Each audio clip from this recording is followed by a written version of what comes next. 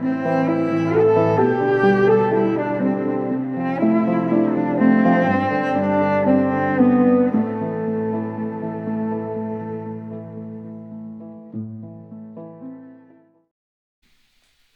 porn star is the perversion of the classical muse. The difference between a porn star and a muse is in the muse's restraint, deliberately gating what may drive a man to work harder to transcend of himself in order to access. So what does this mean when viewed metaphysically, especially for growing boys and the greater good of our civilization? By definition, a muse is the goddess or the power regarded as inspiring a poet, artist, thinker, warrior, or any of the like. Stemming from Greek mythology, a muse plays a critical role in a man's meditative inspiration, driving the entire direction of a civilization's development. When properly inspired by a classical muse, a man will dig deep within himself to build cities, win wars, master skills, and find the strength to overcome indescribable pain and struggle to earn her attention, respect, and affection, to be worthy of her. Almost all of civilization's progress is the indirect manifestation of men's journeys to become worthy of their respective muses. For a classical Norse historical example, King Harald unified all of Norway simply to earn his muse's affection. Thousands of years of Scandinavian peoples infighting, slaughtering each other in droves over what we now think of in hindsight as petty farm disputes, put to an end under a unifying single ruler, achieved as the indirect manifestation of one man's journey to gain entry through a muse's sexual gateway. William Wallace declared war against all odds simply out of the emotional potency he felt, catalyzed by the rape and murder of his muse. Even despite being dead, his wife remained in his mind meditatively, the question of whether he was earning her respect in his war for her honor against the English for the sake of Scottish independence being the primary driving factor in what the Japanese would call his secret heart. In not wanting to fail her, not wanting to lose her respect as he believed her eyes looked upon him from the heavens, gave him the inner strength necessary to maintain his masculine frame and legendary character, despite being publicly humiliated and tortured to death by his enemies. This means that a woman's sexual restraint isn't simply about the feelings of a man, but a direct reflection of whether she even cares about civilization itself. The moment a muse removes the gate of her sexual restraint, she allows a man to shortcut his way to sex with her, which is the moment she simultaneously kills that same man's need to try harder to earn it, which is to stifle the building of the city, the winning of the war, the mastery of the skills, and the cultivation of the inner strength the man would need to overcome the pain and struggles of their people. A promiscuous woman, then, is more than just selfish. She is the metaphysical murderer of the classical hero archetype she herself craves deep down, as she demonstrates a lack of understanding of where those masculine heroes even come from, her role in creating them. This is why promiscuous women are ironically most often the same women who will cry out, "Where have all the good men gone?" Women generally have the fundamental understanding that men desire sex. However, from this limited understanding, too often do women reduce the idea of what a man is to the point of objectification, while not realizing how they contradictingly and hypocritically objectify themselves in the process. For instance, let's take a quote from adult film stars like Mia Khalifa. She says, "Men are the easiest thing in the entire world. I have never wanted a man and not gotten him. Do you have any idea how many men have wanted me and not gotten me?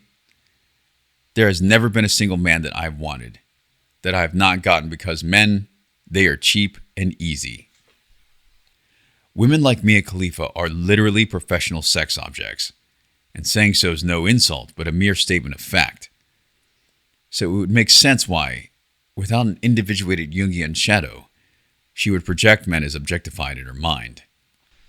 That is the bubble of their reality within which they protect their senses of selves, lest the heavier reality that would come with a deeper and more genuine understanding of masculinity would become too heavy for such women to emotionally bear, because a deeper understanding would lead to the realization of what kind of women they have really become in the eyes of men, and what that permanently means about their love lives thereafter.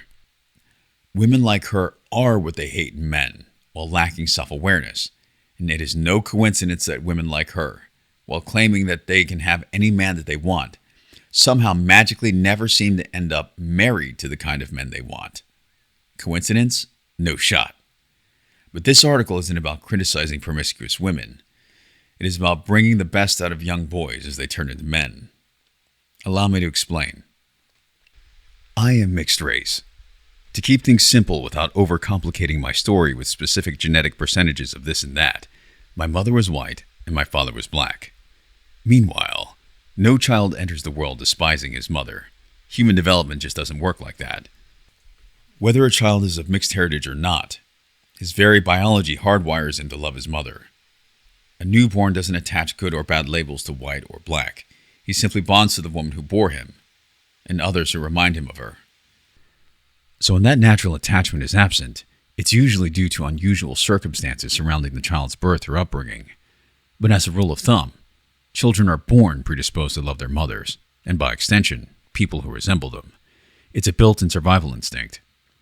Now, what does that mean for a boy's psychological and sexual development? Freud wrote about this. Jung wrote about it. Entire schools of psychology have explored the phenomenon. Generally, once boys reach maturity, they gravitate toward women who resemble their mothers, unless some other influence diverts that. In my case, my mother was white, at least, by the majority of her genome. She was, in the deepest truth, a daughter of the West. She raised me on rock and roll, on hair metal like Guns N' Roses, and in a predominantly white community. So when I hit my adolescent to teenage years, it was almost automatic. No shock at all that, when given the choice of posters with which to decorate my wall, I picked Britney Spears. That was the late 90s to early 2000s. It was typical for Western boys at the time. But let's pause and think about that for a moment. Without realizing it, I had chosen Britney Spears as my muse.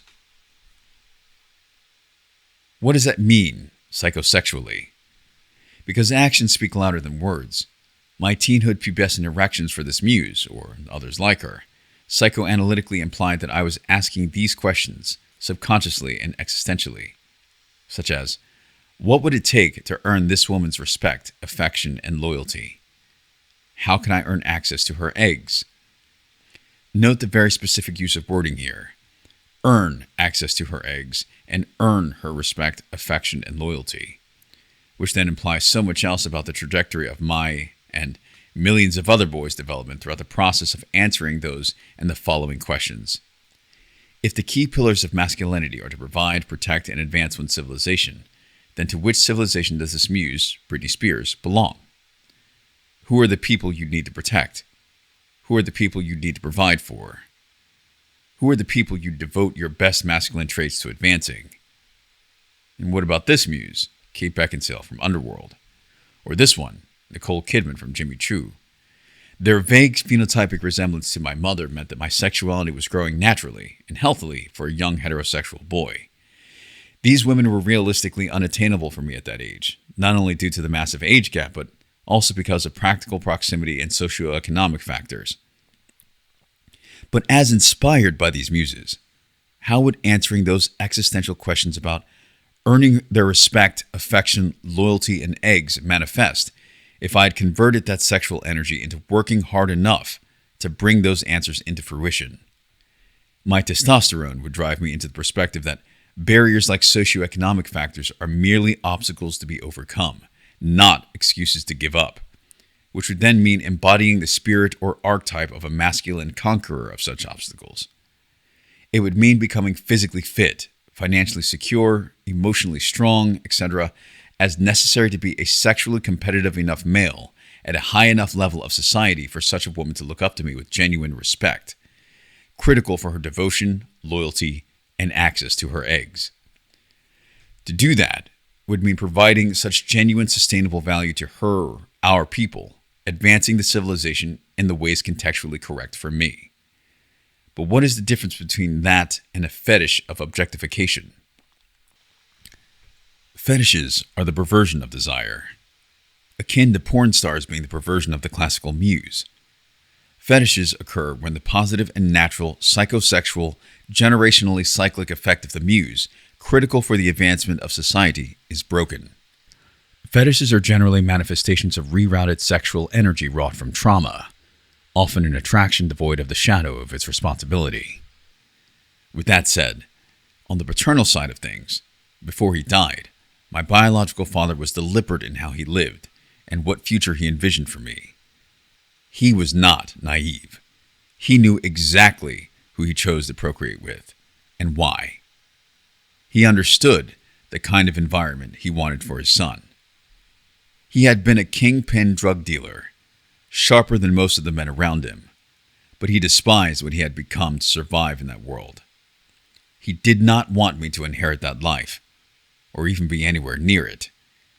He might not have rejected all black people, but he rejected the mainstream black culture that had shaped him into what he was. He was a complicated man, brilliant, private, hard to read. But I know this much. My early life wasn't left to chance. Both he and my mother intended for me to be raised outside of the orbit of his culture.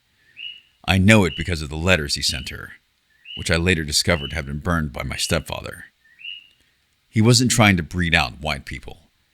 Instead, his mindset was, I am inspired by this kind of beauty, and I don't want my son to end up like me, or worse, like the pawns I'm surrounded by. But then, he was murdered. And in losing him, I was struck by the very culture he had wanted me to avoid. That wound shaped me. So from the beginning, it wasn't just me. My mom and my dad, too. None of us wanted me pulled into mainstream black culture. Meanwhile, at 4 years old, all I could think about was being strong for my mother in my father's absence. Watching her collapse after hearing he was killed was one of my first searing memories. Fast forward a decade. My mother, with her options narrowing, never remarried, though the man she chose reminded her a little of my father, but without his depth, intelligence, or accomplishments. And he knew it. His insecurities infected the house. He also carried a deep resentment toward whites. Unlike my father, who had kept his intellect intact while navigating black masculinity, this man was eaten alive by inferiority. He despised whites and being reminded of them, by me, my mother, by anything. Anything stirred his rage. Now, back to my teenhood choice of Muse. The Britney Spears poster. I had chosen it innocently, simply because I thought she was pretty. But to my stepfather, that was a test that I had failed. He punished me harshly for preferring the European blonde, forcing me to pick another poster I hadn't even considered. Eventually, I negotiated my way into hanging a picture of Ali Laundrie, but only because she looked dark enough in that specific photo to not appear white, while her name Ali could be used to convince him that she was Arabic or something. His punishment was severe, and the memory of it stayed buried for years. So what happens to a boy who's forbidden from embracing one side of his own roots, punished for gravitating toward the very Western women who gave birth to him, and simultaneously traumatized by the culture that killed his father? That energy has to find an outlet somewhere.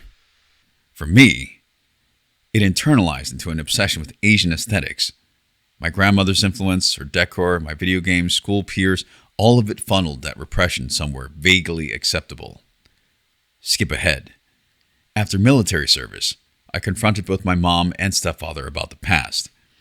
By then, I'd healed many wounds, but scars remained. And though I was freer, it was still taboo to admire anything European or of European descent. I was, in a sense, a closet European. But was that something to be really ashamed of? Or was it part of my natural design, brought out of the closet the moment certain wounds were healed and self-love and respect were developed? In China, while teaching, I told students a lighter version of my childhood. One boy raised his hand and said, "I envy you. I don't understand why you think it's bad to be white. If I were you, I'd go to Europe." That moment hit me hard. Mainland Chinese don't exactly hate whites. They envy the West while their true resentments are focused more on the Japanese. Hearing that boy admire my story forced me to see myself differently and heal my psychosexual trauma as a result. Later, in the Chinese mountain village, an elder told me something similar. "You don't belong here. You're welcome here, but this isn't your destiny. You should live among your people. You should put your potential into them. He wasn't cruel about it. He said he'd accept me if I stayed, but he would be disappointed. A year later, I met the woman who would become my wife. Little by little, the repression cracked as my psychosexual trauma healed. The turning point came when I chose to take full responsibility for her well-being. The decision to serve her as a man should by such devotion of my masculine traits, protecting her, providing for her, etc. That choice led me into trials that re-broke the inner psychosexual bones to finally heal properly, like digging deep to build an international business necessary to provide for her, to confront a violent gang, or using my body as a shield for her during a small avalanche. The power of her effect as my adulthood muse, forcing me to become my best self. It would manifest into this. All of that energy I'd been forced to repress since that Britney Spears poster came pouring out, as though a levee had broken. I released that energy and put it into my wife and the family we've built, as well as my mission and vision for life. There's an understandable push against porn in our modern society, one that I agree with. However, we should never forget that there's a difference between a classical muse and a contemptible porn star. The difference between them is the gateway of self-respect and restraint the woman in question would have in the way that she presents herself, which would force the man to earn her respect and attraction enough in order to willfully grant him access to her eggs first, which indirectly leads to the positive advancement of our entire civilization. Think of countless good men at war, whose wives and girlfriends are their respective muses, that they keep a picture of to meditate on, to draw the inner strength to overcome the enemy another day. The women who inspire their reasons to come home, rather than give up and surrender to either the enemy overseas or the depression within. This is the opposite of what porn and promiscuity do, which grants a man direct access to her eggs without barrier, requiring value provided to a civilization to access, either literally or vicariously. Do not throw the baby out with the bathwater due to a feminine lack of understanding of masculinity. Do not destroy the muse in your attempt to destroy the whore. Let your boy have his muse, just not the porn star. A muse makes a man willing to transformatively suffer for the greater good of his civilization. A whore prevents a man from seeing why suffering is worth it. A muse catalyzes a man into harnessing, mastering, and transmuting his sexual energy. A whore tempts him to waste it. Let your boy have his muse so that she may inspire him into becoming a man. It is from muses that heroes are born.